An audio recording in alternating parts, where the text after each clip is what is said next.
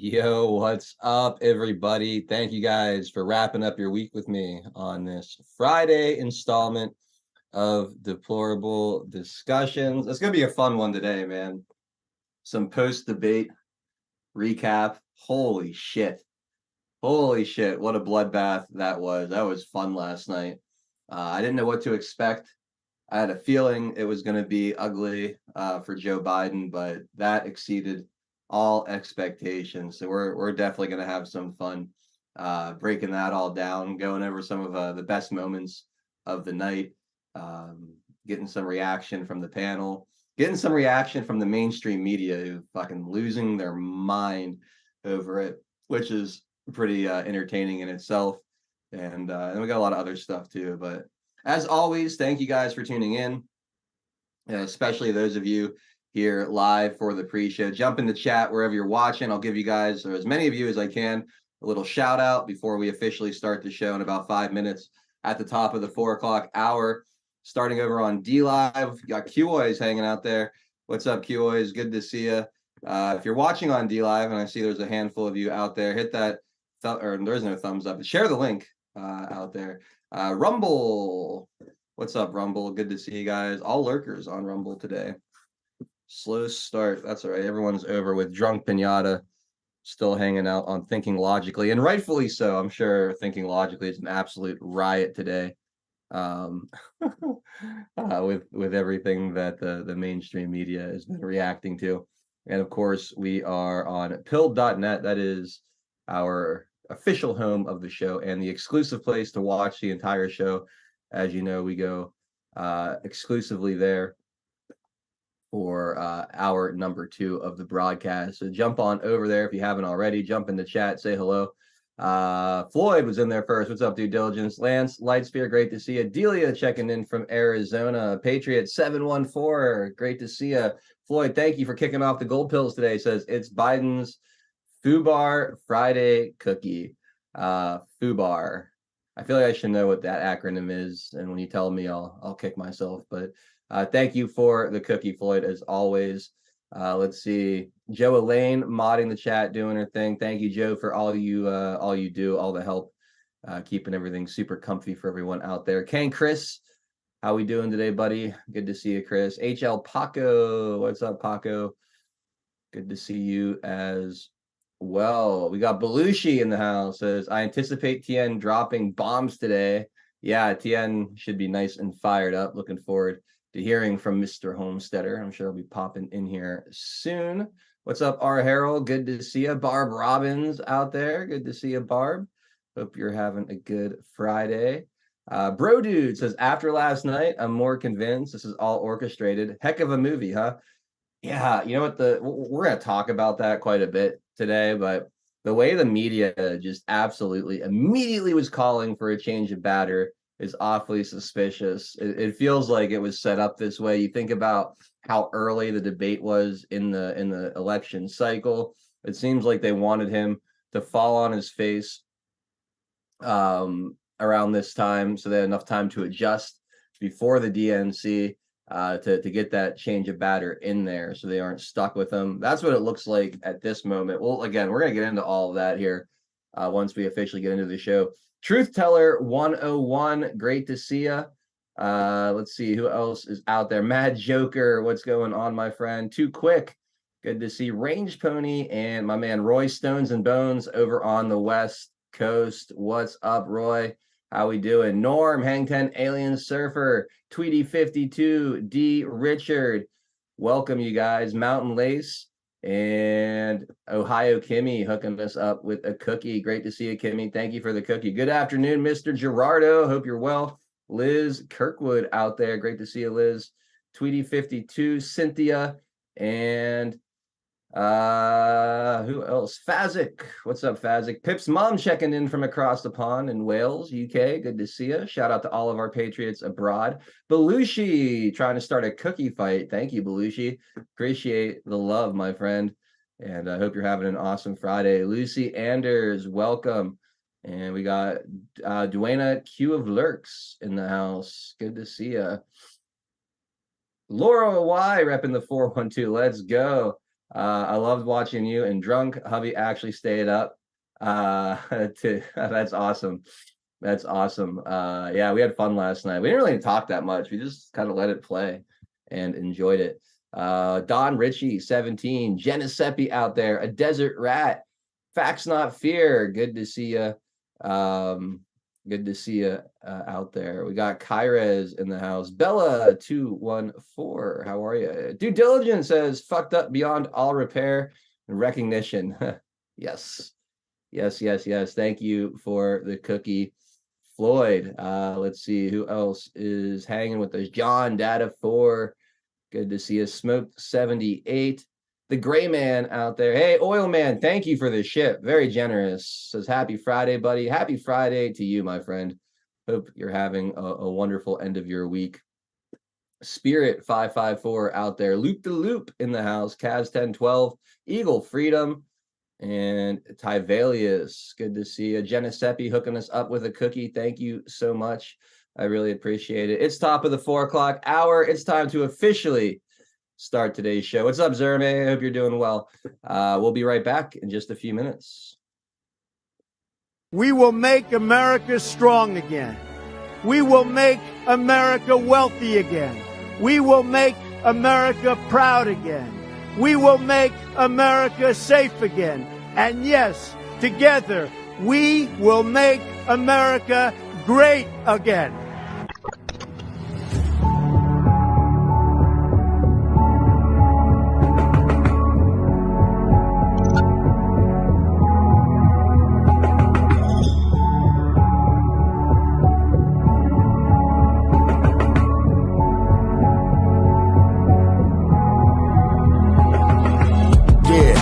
Y'all for tuning in, Patriots United, doing what we gotta do to win. Be addicted, the MS7, now we're moving in. And once we take over, we won't ever move again. Where we go on, we go all, I say it with pride. No, we won't run, we won't fall, we're right by your side. The demons have taken hold, but none of us will abide. Stand strong, stand bold, that's how we'll survive. 412 is the production. Monday through Friday, deplorable discussions. We're making it hard for the deep state to function. Every time they switch up the narrative, we debunk it. Adult hero is the power that's controlling the flight. With all the patriots behind them, cause we're all in this fight. So many rhyme for so long, but we're giving them sight. Trapped in the world of darkness, but we're bringing them light. You may even find yourself in a different life. A lot of us have, and honestly, that's perfectly fine. Because exactly where you are at this moment in life is where you're supposed to be at this moment in time. It's all by design, the patriots are holding the line. They must have lost theirs, thinking they're controlling our minds. So many trapped in mental prisons don't know they can find. They're just slaves in the system to the roles they're assigned. That's sad, the good news is that we're waking them up. They have monopolies on minds, but we're breaking them up. Everything you thought was news, they were making it up. When we ascend, all the tyrants won't be making the cut. Let them all burn in the hellscape they create. We the people already mapped out our escape. We hold each other by the hand as we all elevate and go to a different place. They can never get chased. When I look into the future, I can see that it's bright. When this history is written, they will see that we're right. We formed our own community and the circle is tight. But I expand the circle with every word that I write. The pen is sharper than the sword when you wield it with might. Why do you think they try to kick us off all the sites? These people hate America, punish us out of spite. We are the beacons of hope in the darkness of night. So let's go, strap in, yeah, get ready for the ride. Watch the water, we're witnessing the turning of the tide. Feel the passion and the fire that you got burning inside. Take the narrative they're feeding you and turn it to the side. We're alerted to the lies, replacing with the truth. We know the plan they devised, they're invading the youth. Now we're only sending vibes, just start raising our boots. These demons all weaponized, now we're raising our troops. Now we're raising the roof and sounding the alarm. Remember that it's always darkest before the dawn. Life is a game of chess, they want to use you as a pawn. You're only useful until you're not useful, then you're gone. But not us, we're on the right team where we belong. Everybody is invited, so come follow along. We refuse to say things are right, knowing they're wrong. Adult Nero, take the mic and take flight, cause it's on. And now, straight from the Steel City, it's your host, 412 Adol Nero.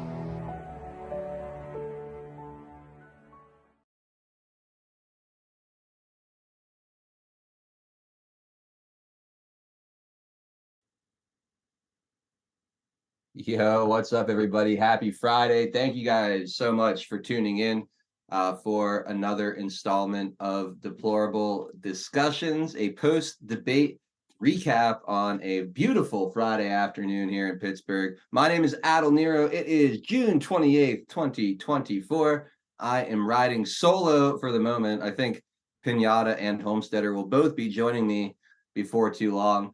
But for right now, it's just me and you guys out there in the chat.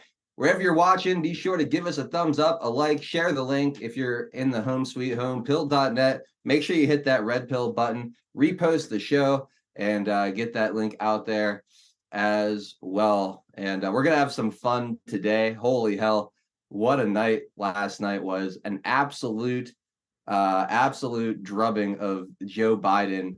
Well, really, I don't even think Donald Trump had to do anything last night. He absolutely just had to stay out of his own way and let Biden beat himself. And that's exactly what happened. I thought that this whole thing could not have played out any better for Donald Trump. Is there an issue with the? No, we're good. There's Pinata. Let me get him up here. But anyway, they put these rules in place last night, right? They had the timed mics that automatically muted.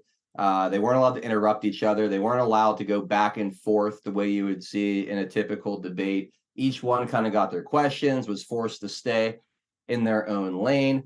And I thought that really played to Donald Trump's advantage in a big, big way. It allowed him to stay on point.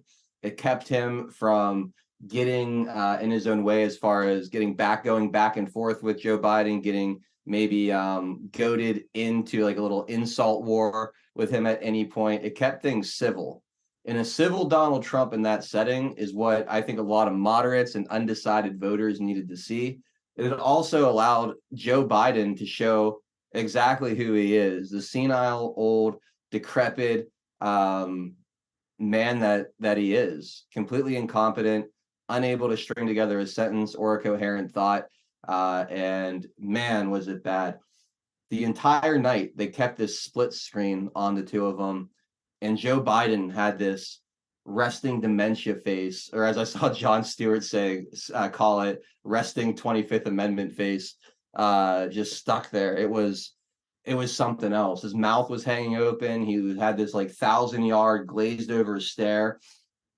And he just held it there for like 10, 15 seconds at a time while Donald Trump was speaking. It was absolutely horrendous. But I thought it couldn't have gone better. Trump, like I said, came off as civil, I thought, which was really all we could hope for. And Joe Biden came off as completely inept. I mean, he looked weak. He sounded old. He played into every stereotype that the administration and the mainstream media has been trying to convince us we weren't actually seeing with our own eyes and ears. Well, there's absolutely no hiding from it now. I mean, he really put it out there in a big, big way. What's up, Pinata? How you doing, man?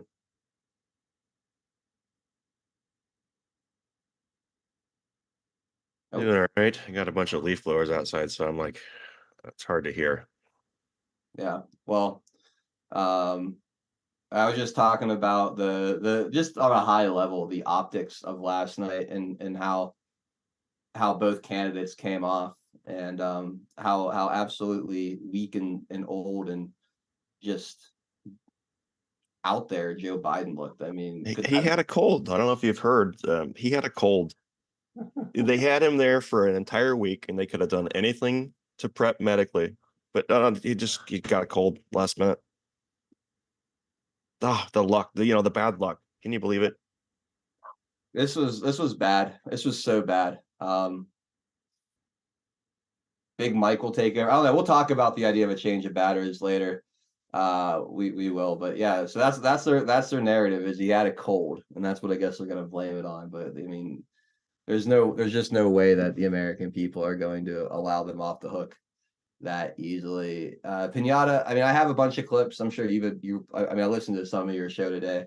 But what was the overall reaction from the media beyond last night? Because we saw some of what they were saying last night. Was there any pivot or softening of the messaging towards Joe Biden, because last night the messaging was pretty brutal, even from the mainstream media towards Biden, from right after the debate through everything that I saw before I fell asleep last night. They were pretty brutal towards him. Have they softened up yet? Have they pivoted yet today, or are they still hammering him pretty hard? It's a little bit of mix. Depends on which personality. So Okay. you're Keith Olbermann. I finished watching that just a few minutes ago, and he's like, it's too late to replace anybody. It's too late.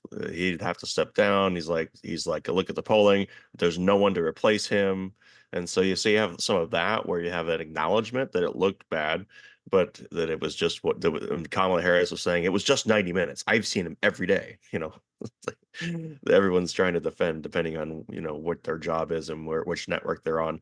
But then you have people that are kind of like, what, a conversation has to be had. So what do we have in the past 2 months, or especially in the last month itself, and very much in the past week or so, defending the cheap fakes? It was Joe Scarborough. He said this is the best version of Biden. This one right here is the best one that we've ever had. And so he now has to eat crow and say this. You all on board? I think we should begin with Joe, Willie, and me and get your reflections on the debate last night. Well, I think I should start by saying, without any apologies, that I love Joe Biden and Jill, and I will gladly debate anybody, anytime, any place, anywhere over the issue of whether Joe Biden has been the most effective president in passing bipartisan legislation, in expanding NATO, in responding to the rising threat coming from China by flexing America's strength around China, by having the strongest economy in the world, bar none, the strongest economy actually relative to the rest of the world in 50, 60, 70 years, the strongest dollar in half a century, the strongest military relative to the rest of the world, I would argue, and many others would argue. World is he living? 1945, I think his presidency has been an unqualified success. If, however, you believe, as do I, and as do so many people who watch this program and who fear just how dark of a place a second Donald Trump term will take America, then I think it's critical that we ask the same questions about this man I love, respect, and whose public service in saving this country from Donald Trump over the last 3.5 years I honor and always will. It sounds like a eulogy, doesn't it? It Have to ask the sounds. same questions of him that we have asked of Donald Trump since 2016, and that is, if he were CEO and he turned in a performance like that, would any corporation in America, any Fortune 500 corporation in America, keep him on as CEO? If this were Donald Trump, time and time again, we talked about the Goldwater. Where's the Barry Goldwater? To walk over and tell Richard Nixon it was over, to tell Donald Trump it was over. And now the question is, do Democrats need to do the same thing of Joe Biden? These are hard questions, but the fact is, friends, failure is just not an option. In 2024, failure is not an option. So who I love, who I respect, who I revere for their work and their duty to service over their lifetime really is not relevant. It's not relevant for any of us. It's not relevant for Democratic leaders. It's not relevant for anyone. The question is, We know Joe Biden can govern. And again, I'll debate that issue with anyone, and I will win. I will destroy anybody that wants to debate Joe Biden's record over the past 3.5 years. He can run the White House. He can run the country effectively, despite the barrage of lies that constantly come at him, like Donald Trump's lies last night. But can he run for president in 2024? Donald Trump lied over and over and over and over again. And Joe Biden couldn't respond to any of those lies. In fact, as the New York Times said, he spent much of the night with his mouth agape and his eyes darting back and forth. He couldn't fact check anything Donald Trump said. And not only that, he missed one layup after another after another. He couldn't respond effectively to Donald Trump trying to overthrow American democracy on January 6th. He couldn't respond effectively to Donald Trump's continued stream of lies about his own record. And he couldn't even respond effectively on the issue of abortion, where for some reason he darted wildly to the issue of immigration. And on immigration, as I said yesterday morning, any Democrat that can't turn to their Republican opponent and blast them for killing the strongest, toughest border bill in the history of America, drafted by a right-wing senator from Oklahoma, may not be up to the job. And so that's the question. I know people are waiting and say, oh, and David Plouffe, I have such great respect for David Plouffe. He said we need to wait 3 or 4 days because Donald Trump really turned off swing voters in a lot of focus groups once they saw him again. And that makes a lot of sense. But the door was opened so many times. This race should not be close. We've been asking, why is this race close? We have no idea why this race is close. We saw last night why this race has been close and why I fear Donald Trump will be the next president of the United States. Wow. So there you have it, right? I mean, I think that sums it up. The general response from the mainstream. We love Joe. He's done such an amazing job over the past 3.5 years. I mean, look at his wonderful record. The border's perfect. The economy is impeccable. His record stands for itself. Trump's still bad. He's a liar, insurrectionist, felon, blah, blah, blah. But Joe Biden, it was a bad performance, and the stakes are just too high. We love him, but we just can't risk running him out there against the liar Donald Trump because democracy is on the line. So as much as we love Joe Biden, we might need to pull the plug and find somebody else. Not because Joe Biden can't govern, but because he's too much of a bumblefuck to win an election at this point. So there you go. There you have it. I think I pretty much summed that up. What's up, TN Homesteader? How you doing, man? I was doing a lot better before watching that shit. I mean, can you be any more This is hilarious. Self-delusional? I heard Pinata mention that it sounds like a eulogy, or you did, and it did sound like a eulogy of lies, because it cracks me up, because the one that stands out the most, not that there weren't many, but the one that stands out the most that cracks me up about Scarborough even bringing up lies. Biden says, so the debate started at 9 o'clock, right? Yeah, Okay, almost spot on 9 o'clock. pretty much. Yeah. Biden says, within the first 33 minutes, Biden says the Border Patrol supports him, endorsed him. At 9:33 p.m. last night, Border Patrol Union says, let us be clear, we never have, we never will endorse Joe Biden. That's fantastic. Yeah, I saw that. It's hilarious. It took It's that. like, so then he talks about his son Bo again, and then the bullshit, and again the whole aspects of I swear somebody was talking to him in his ear last night.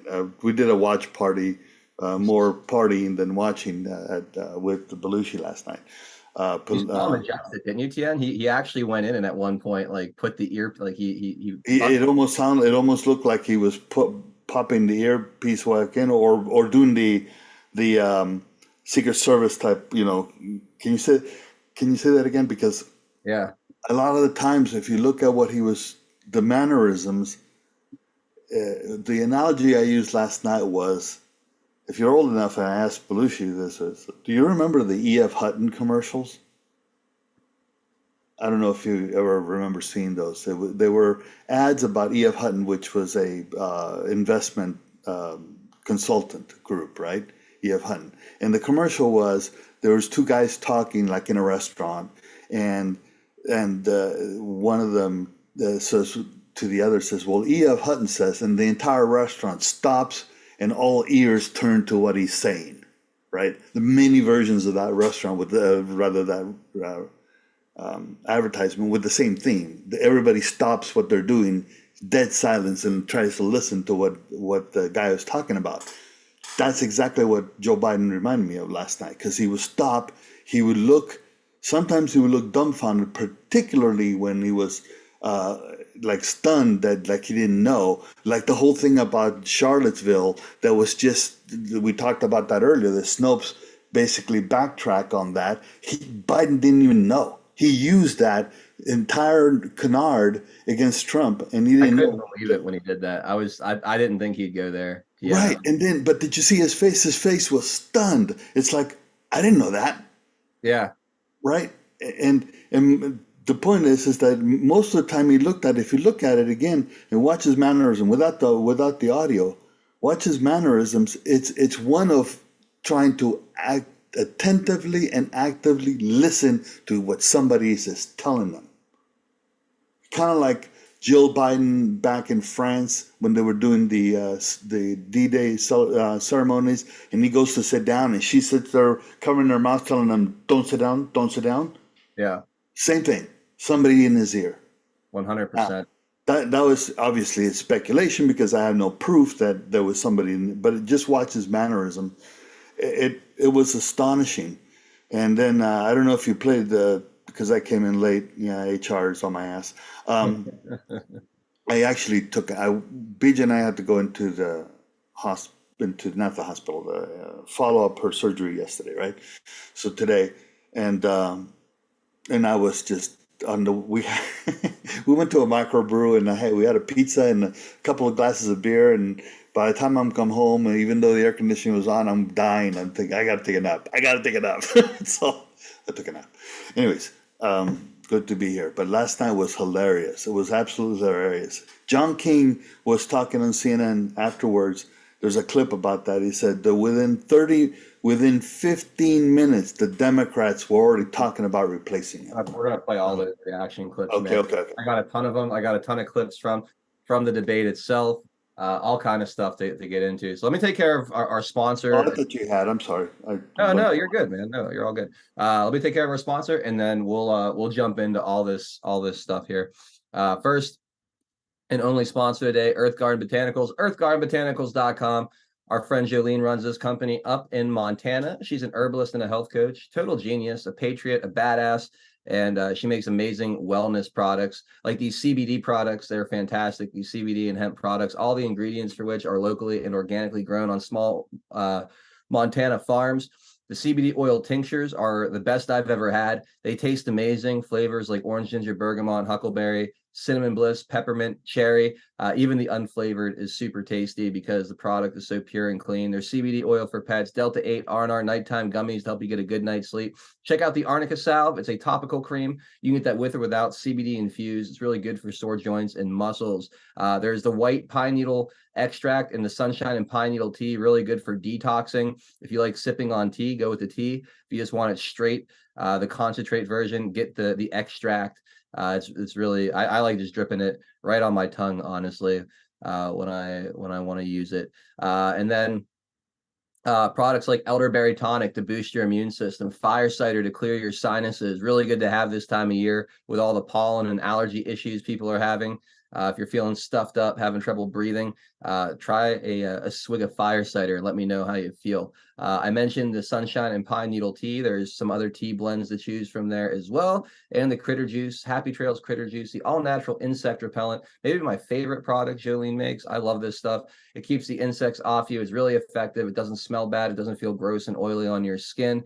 And like I said, it works really, really well. It's been an absolute game changer for me on the golf course when I'm walking around the neighborhood. Anytime I'm doing things outside, I spray myself down with some Critter Juice. And I don't even think I've been bit yet this summer. We're almost to July. I've been spending a ton of time outside. I credit the Critter Juice 1,000% for how little I've been bothered by mosquitoes, which is rare for me because normally they come at me, man. Promo code 412 at checkout gets you 10% off your order. So go to earthgardenbotanicals.com, load up your cart, say hi to Jolene, and use that promo code. Again, that's 412 at checkout for 10% off your order. Huge thank you to Earth Garden Botanicals and all of you out there who support Jolene and her business. We really appreciate it. And while I'm at it, let's just say a few more thank yous here. To a Freedom Rider hooking us up with shade, says new strategy, give Trump the presidency, steal the down ballot, handcuff him for 4 years. I don't know. I think Biden's a huge drag on the entire down ballot at this point. But we'll see. I'm not even convinced he's going to be the candidate at this point either. And we'll talk about that as well. Just Jim, thank you for the cookie. Water Wizard, cheers. Thank you for the Kansas. Ask everyone if Joe's that fucked up, who's really running the country. That's your red pill. Yeah, and I think a lot of people are already kind of on that page that it's really They're already all saying it. yeah, it's a conglomerate of handlers headed by Mr. Hussein. Filter Dog, cheers. Thank you for the can. Says when F talks, people listen. There you go. Yeah. EF Hutton. Yep. No thanks, Joe. There was absolutely no doubt that he was listening to someone in his ear. I think it fucked him up too. God bless. Yeah. Oh, you could see him messing with the earpiece at least twice throughout the night. Did you see that one time where he does the analogy I use is the pitcher doing the pitch shake off from the catcher because he's looking down and he shake his head like no wrong pitch. I didn't catch that, but I definitely saw him messing with his ear, and I think for sure he had someone in there talking to him. Again, can't prove it, but there's no way they let Grandpa up there without any supervision. Old Salty Dog says grandkids are up from Texas lurking. Enjoy the visit, Old Salty Dog, and thank you for the can. Target Drivers has got to give FJB credit for remembering all of the fake Trump quotes. Yeah, I guess if you're giving credit for something, it's remembering all the lies about Donald Trump. But he didn't come they didn't land. That was the best part about it, was he tried to bring all that stuff up. He tried to goat Donald Trump into a shit slinging match with that stuff, and Trump didn't take the bait. And like I said at the top of the show, they put these rules in place to suppress Donald Trump. I feel like they wanted to set this thing up for Joe Biden as best they could. And I think it massively backfired. Allowing each one of them to speak uninterrupted for minutes at a time, not allowing them to go back and forth at each other, it played into Donald Trump's hands absolutely perfectly. It kept him civil. It kept him on point. It stopped him from getting goaded into any back and forth exchanges, stopped him from interrupting Joe Biden. Because I think that was a big complaint about the first debate with a lot of moderates and independents that might like his policies, but don't like his personality. I don't think that they care for the back and forth, the mudslinging, so to speak. The bully look.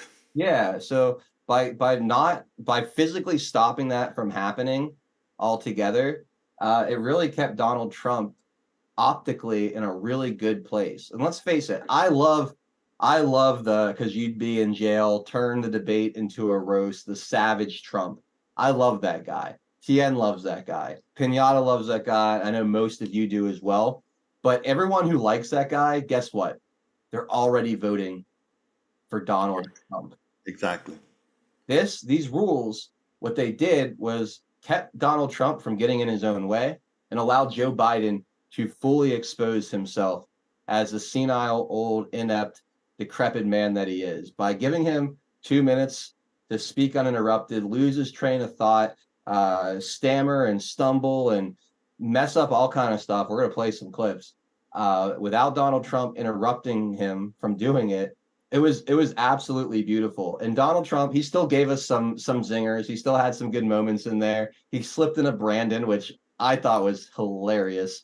He had some other good ones too that we'll watch here in a minute. But overall, they put these rules in place thinking that it was going to make life easier on Joe Biden. And really what it did was it brought out the very best in Donald Trump. I think he probably looked as good from an optics level to the undecided voter, people that might appreciate his policies, but not the personality side of him.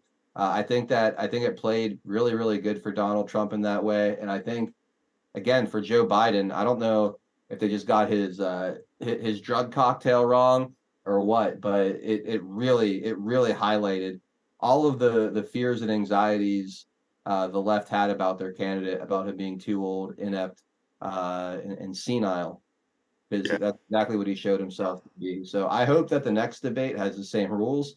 And honestly, in any of these face-to-face interactions, I think Donald Trump, in an election, cycle like this, I think he should take a lot from this and how that played out, because again, it really, really worked to his advantage, these rules. And I thought it would. I said that on Taking It Back before the election. I asked Frank and Joe if they thought it would. I was saying that I really thought that this was the best thing that they could have done for Donald Trump, was handcuff him a tiny bit, which, again, kept him from stepping on his own feet. Go ahead, Tien. Jay Bell's last night, again, on Off the Rails, we did the watch party. He had a very solid analogy going along, or observation going along with what you're saying, that Trump did not come off looking like the bully beating up on an old, feeble man, which is what he came out as. My analogy was Ali rope-a-dope while he's taking it. Mm-hmm. Right? Everybody, and I mentioned this as well. Sorry, Belushi, I know that I'm repeating myself, but he's in chat.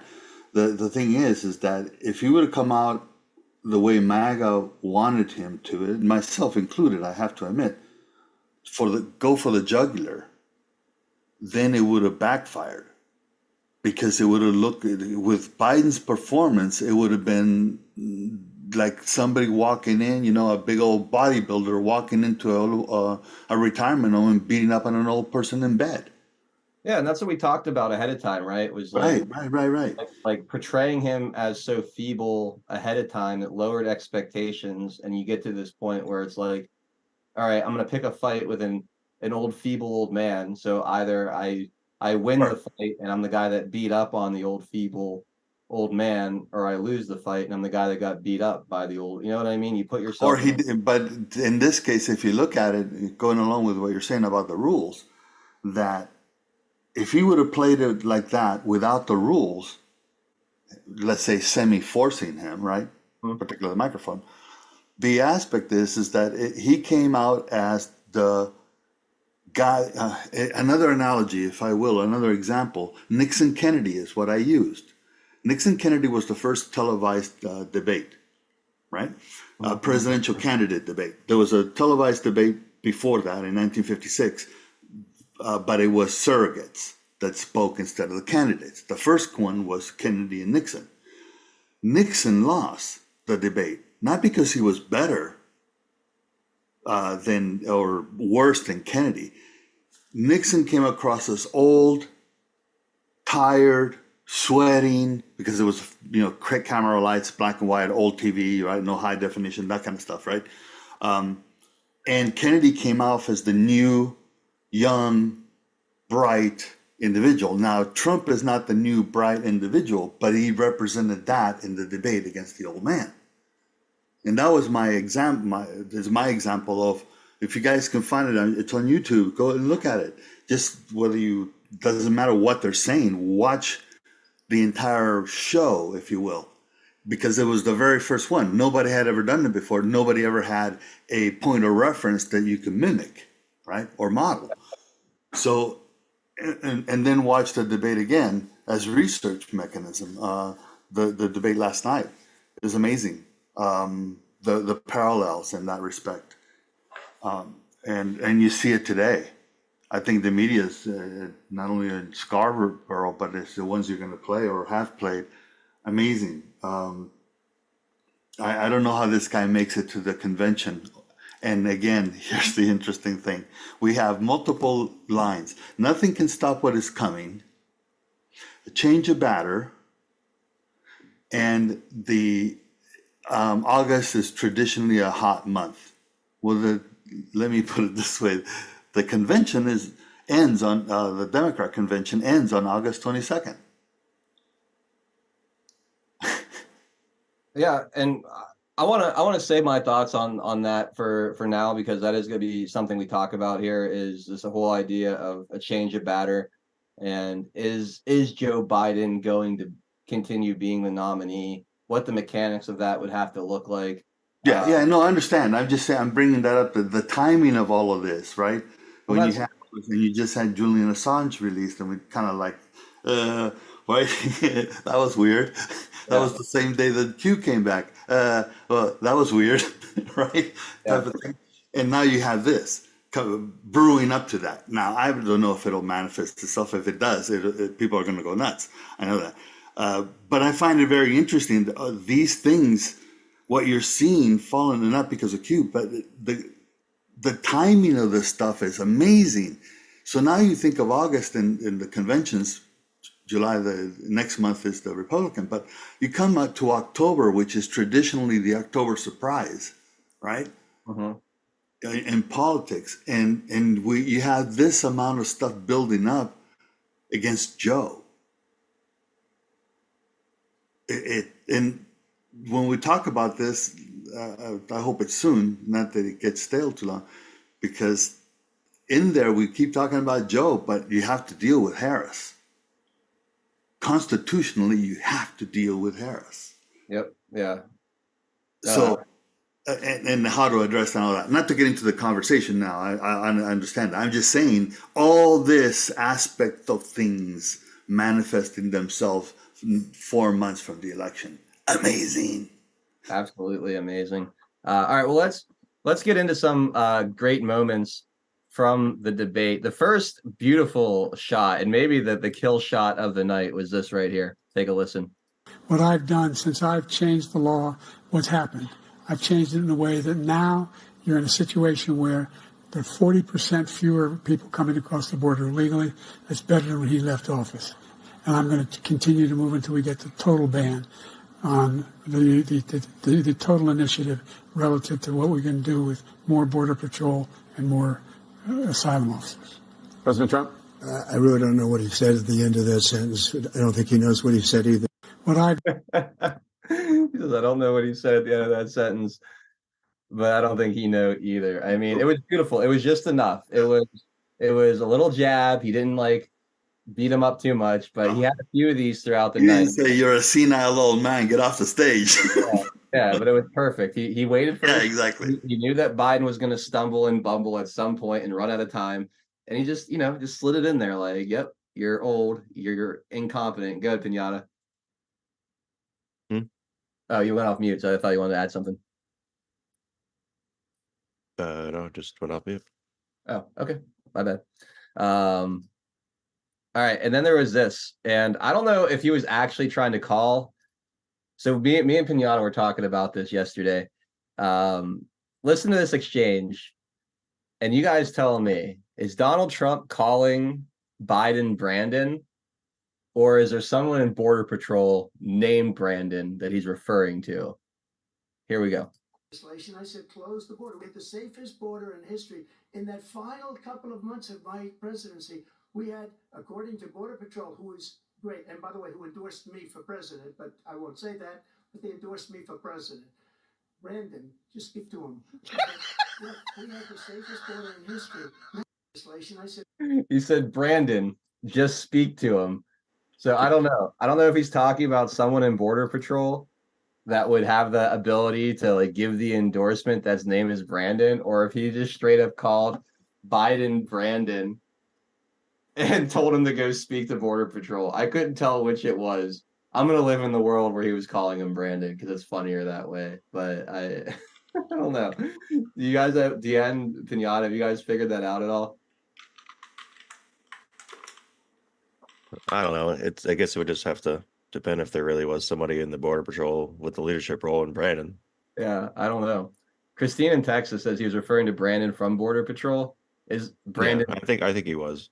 Brandon Judd? Oh, Brandon Judge is the president of the union.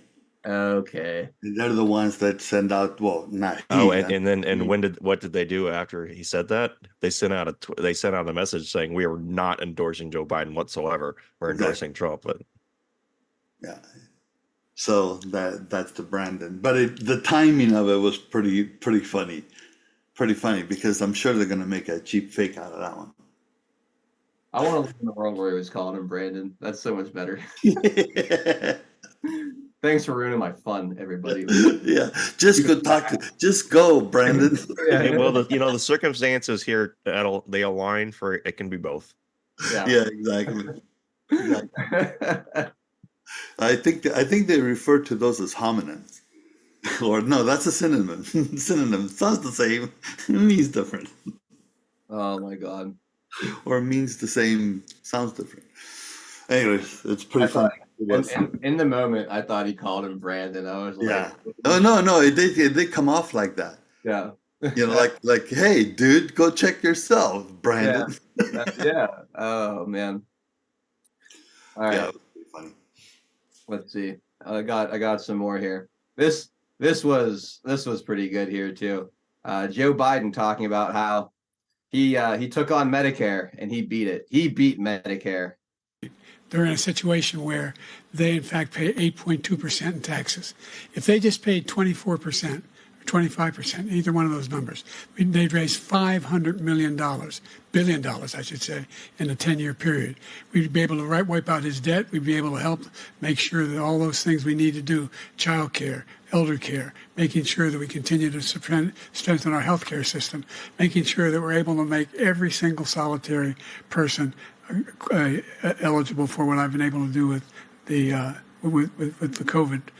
With dealing with everything we have to do with.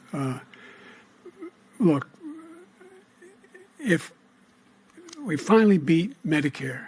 Thank you, President Biden. President Trump. Well, he's right. They're in a situation where cut off there. He goes, he's right. He beat Medicare. He beat the hell out of it, or something like that. Yeah.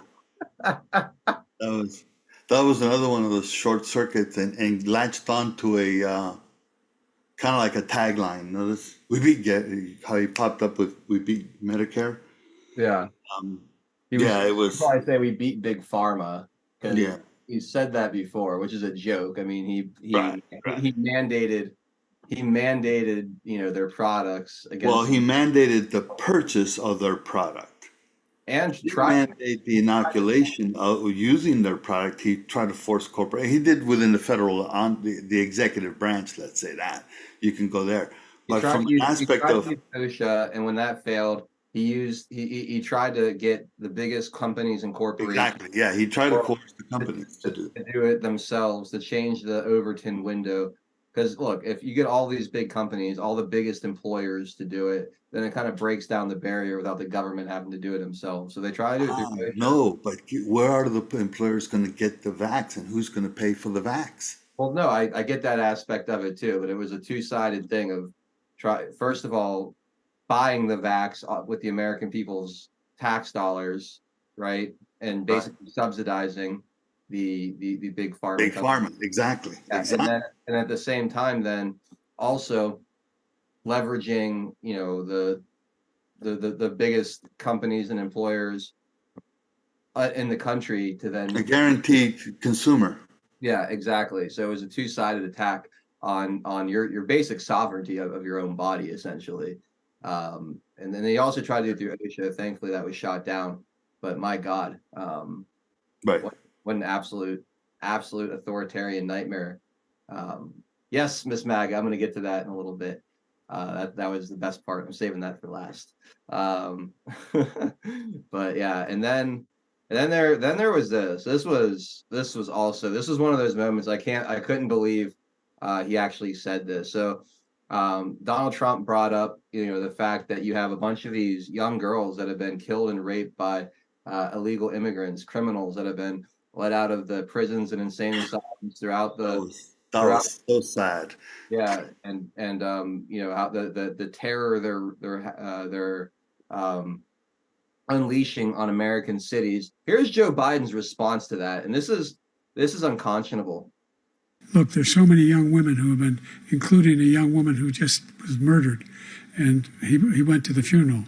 The idea that she was murdered by an immigrant coming in, they talk about that. But here's the deal: there's a lot of young women who are being raped by their in-laws, by their spouses, brothers and sisters, it's just ridiculous, and they can do nothing about it. And they try to arrest them when they cross state lines. Thank you.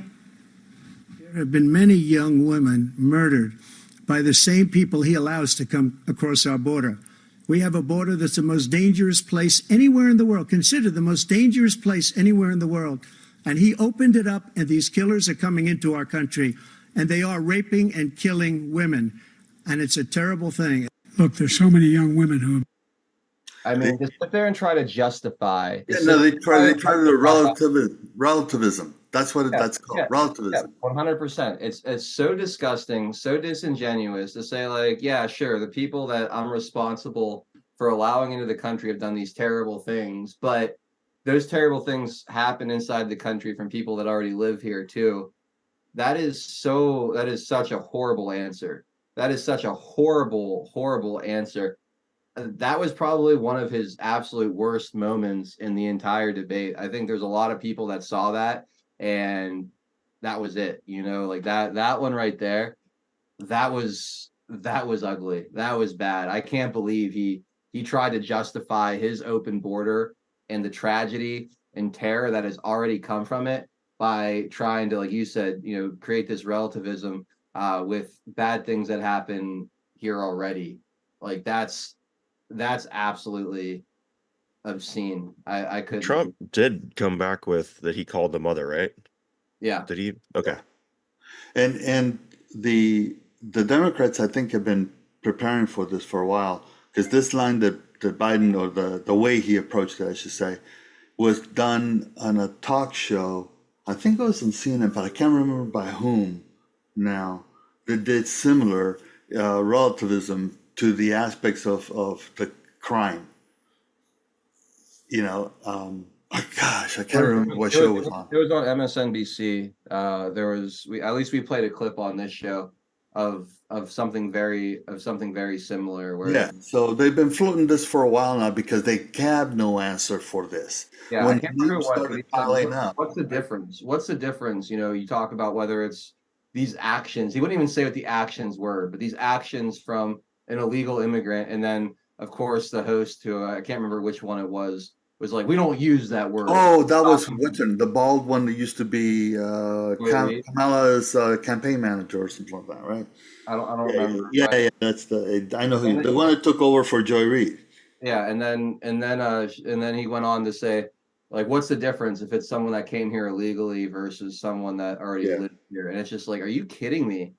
Like, if there's definitely an added insult to injury. Yes. Like, horribly, if it's done by someone who should have never been here to begin with. Like, it's tragic either way, I agree, and it should never happen either way. But when it's happening more often because you're derelict of duty at securing the border and allowing these dangerous people across in massive numbers, there's definitely an added bit of salt on the wound there. And to sit there and say that there's no difference between the two, or we shouldn't treat one situation differently than the other, is, again, it's such an insult to the intelligence of the American people to tell them that it shouldn't matter if you're robbed, raped, killed, held at gunpoint by another citizen, or someone that should have never been here to begin with. But see, it's not about it's about intent. Well, yeah. You're 100% correct. But this like trying to make you feel like you're a bad person. Like, how dare you differentiate between being robbed or raped or murdered by an illegal alien versus a native born citizen. Yeah, at one point, How dare you put one as more offensive in your mind, you racist, you xenophobe. You should be happy to be robbed by anybody. You know what I right? mean? Yeah, and in a way, there is a point, that there is a correct item about what they're saying, because from the recipient of the crime, right, Mm-hmm. the victim, Yeah. at that point of what's going on, that either their life is about to end or they're being raped, it doesn't really matter. They're not sitting there consciously thinking, gee, this would be different if you weren't an illegal, right? But that's as far as it goes. That's the aspect of relativism. They take on that position and basically say, what difference does it make who this guy was when he's raping this woman to the woman? And they don't back up. And basically, to the point is saying, well, this certainly would not have happened if he wasn't in the country. Yes, she may have been raped by somebody else, but this one would not have happened. Exactly. The only reason that's happening is because of your dereliction of duty at the border, and you can't escape your responsibility to that. It's just absolute nonsense to suggest otherwise, that you have no responsibility because bad things happen here. That American citizens are capable of doing bad things does not vacate your responsibility to secure the border and keep dangerous people from coming across and doing bad things to your Let citizens. alone bringing them in. Yeah, well, again, that's a whole different side of it. I'm being nice by saying they're being I understand. by being derelict of duty, but honestly, you're right. They're not just derelict of duty. They're actively incentivizing, inviting, and allowing. All you have to do, paying for it. You escape a prison.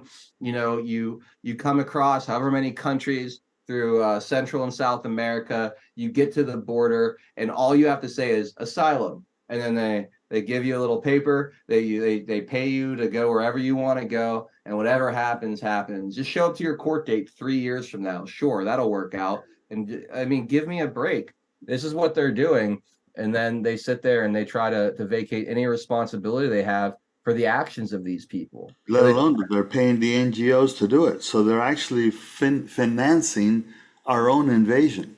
Yeah, it's with our own money. Absolutely disgusting. All right, I want to get to this before we go to break.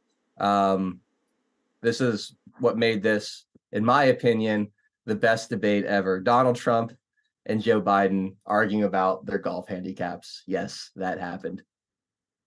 I took 2 cognitive tests. I took physical exams every year. And, we knock on wood wherever we may have wood, that I'm in very good health. I just won 2 club championships, not even senior, 2 regular club championships. To do that, you have to be quite smart, and you have to be able to hit the ball a long way. And I do it. He doesn't do it. He can't hit a ball 50 yards. He challenged me to a golf match. He can't hit a ball 50 yards. I think I'm in very good shape. I feel that I'm as in good a shape as I was 25, 30 years ago. Actually, I'm probably a little bit lighter, but I'm in as good a shape as I was years ago. I feel very good. I feel the same. But I was willing to take a cognitive test. And you know what? If I didn't do well, I aced him. Dr. Ronnie Jackson, who's a great guy when he was White House doctor. And then I took another one, a similar one. And one of them said they'd never seen anybody ace him. Thank you. President Biden? You can see he is 6'5" and only 223 pounds, or 235 pounds.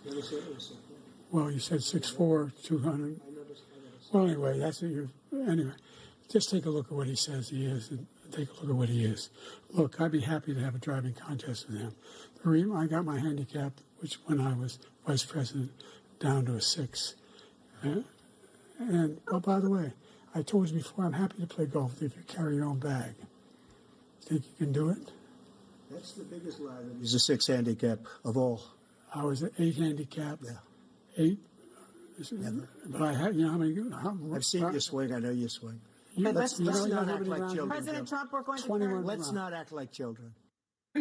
Best debate ever. Oh my God. That right there. Let's not act like children. The idea that Joe Biden is a 6 handicap is hysterical. If anyone's played golf, being a single digit handicap is incredibly difficult to maintain. Like it's not easy to do at all. Pro level. I mean, yeah, I mean that's very, very, very difficult to be a single digit handicap. There's no way. And he even said like I was 6, then he said I'm an 8. He's just throwing numbers out there, and Yeah. it's so funny. It's just so funny to hear him try to say that. And then he challenges him to carry his own bag as if Joe Biden could lift a fully packed golf bag himself. Like it's such a joke. And then I will just say this too. I love that Donald Trump brought up the fact immediately. I took a cognitive test. Did you take a cognitive test, Joe? He's been asking him to do it. He won't do it. So the fact that he brought that up and like referenced the doctor and how well he did, again, just you combine that with the optics of the night. I laugh at the golf thing, but that again was, I think, a key moment in the debate, because I thought it really highlighted the weak and feeble nature of Joe Biden, and just the difference between the two. Like it's just another one of those moments that you could see how one is still very much with us and with it, the other one is falling apart at the seams. But yeah, Joe Biden as a single digit handicap, I don't believe that was ever the case. Maybe when he was like in his 40s, but not when he was vice president, and definitely not right now. Anyway, we're at 4:55. Somebody made a video meme out of that, not about the what they were saying from that, but of golfing. They have the first one is Biden doing a shot. It looks like an iron type tee, and it goes over his head backwards. And that was the actual swing. It wasn't a meme, somebody superimposing the ball. It was actually his. I saw that. Yeah. Oh, you did. You watch this guy just even try to get on and off the debate stage. And yes. You try to picture him maintaining a single digit handicap. Like it's hysterical. Like At one point in my dreams, I was a 6. No, wait, I was an 8.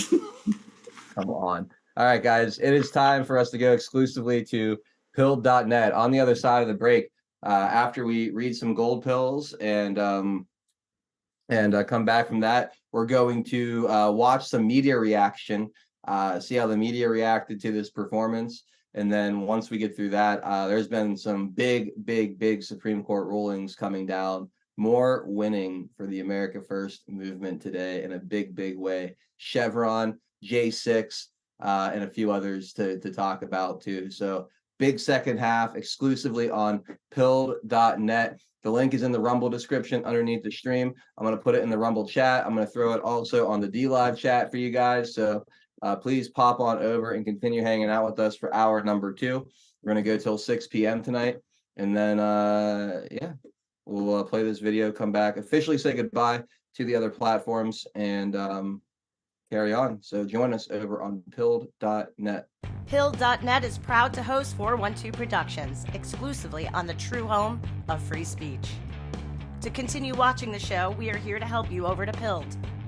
If you're new to the platform, just click on the welcome link provided.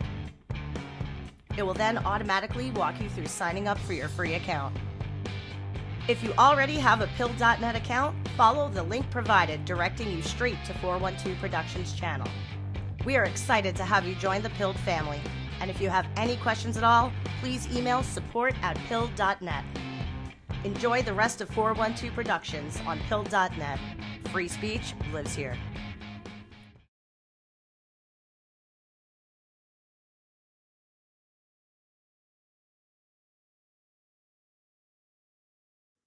All right, we are back. Big. We love you. Thank you to everybody popping over from our other platforms. If you're having trouble finding the link, just go to pilled.net in your browser. It's very easy to find us over there. You can just search 412 Productions in the search bar. All the live streams are on thumbnails on the top of the screen on mobile, or the left-hand side of the screen on desktop. So you can just find our little black and gold thumbnail there and continue watching that way. If you're not jumping over, no worries. Thank you for tuning in for hour number 1. We're going to be back on Monday at 4 p.m. Eastern time to kick off another week next week. And let me look at the calendar here. So we'll definitely be doing a show on Monday, Tuesday, and Wednesday next week. Probably not one on Thursday on the 4th. That's my dad's birthday. He's having a cookout at his place. So going to be unavailable on the 4th. Friday, I do plan on doing one on the 5th. And then that'll probably be it for the week. So no taking it back next week. I'll just go ahead and call that off now. And I'm doubting Frank and Zach would be available anyway on the 4th. But we should be doing a show Monday, Tuesday, Wednesday, and Friday. And I think we'll have Daddy Dragon on the 3rd. I'll have to check in and confirm with him over the weekend. So we should have a fun week next week, getting ready to celebrate July 4th, Independence Day. So looking forward to that in a big, big way. But anyway, thank you guys for tuning into hour number 1. Come join us on pilled.net in the comfy bunker for hour number 2. Otherwise, have an awesome rest of your Friday night and a wonderful weekend. We'll catch you guys next week.